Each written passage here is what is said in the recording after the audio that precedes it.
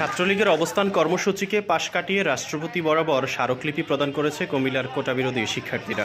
কোটা বৈষম্য নিরসনে এক দফা দাবিসহ কুমিল্লা বিশ্ববিদ্যালয়ে ব্লকেট কর্মসূচিতে হামলার প্রতিবাদ ও বিচারের দাবিতে কুমিল্লার জেলা প্রশাসকের কার্যালয়ের সম্মুখে গণপদযাত্রা করে তারা। আমাদের এখানে ছাত্রলীগের ভাইয়েরা আছে, অন্যান্য যে কোনো দল মত নির্বিশেষে সবাই আমাদের এখানে আছে। তো আমরা বিশেষ করে ছাত্রলীগের ভাইয়েরা আমাদের শত্রু না, ওনারা আমাদের এখানে ছাত্রলীগের ভাইয়েরা আছে। এ সময় গণপদযাত্রায় ছিলেন কুমিল্লা বিশ্ববিদ্যালয়, কুমিল্লার বিভিন্ন সরকারি কলেজের শিক্ষার্থীরা।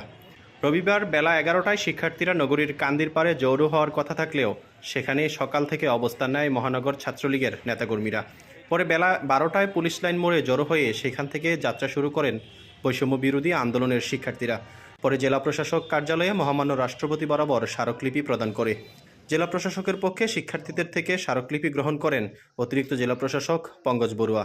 এর আগে পদযাত্রায় শিক্ষার্থীরা লড়াই চাই, লড়াই করে বাঁচতে চাই, আমার সোনার বাংলায় বৈষম্যের ঠাঁই নাই ইত্যাদি বলে স্লোগান তোলেন।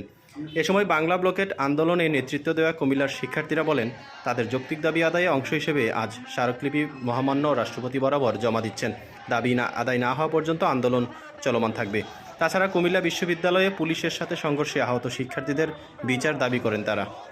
আপনারা দেখেছেন যে আমাদের এখানে কুমিল্লা জেলায় আমাদের বিশেষ করে সরকারি চাকরিতে কোটার যৌক্তিক সংস্কারের দাবিতে আন্দোলনরত শিক্ষার্থীরা এবং বিশেষ করে তাদের প্রতিনিধিবৃন্দ কিছুক্ষণ আগে এসে আমাদের কাছে মহামান্য রাষ্ট্রপতি বরাবর তারা একটা স্মারকলিপি প্রদান করেছেন।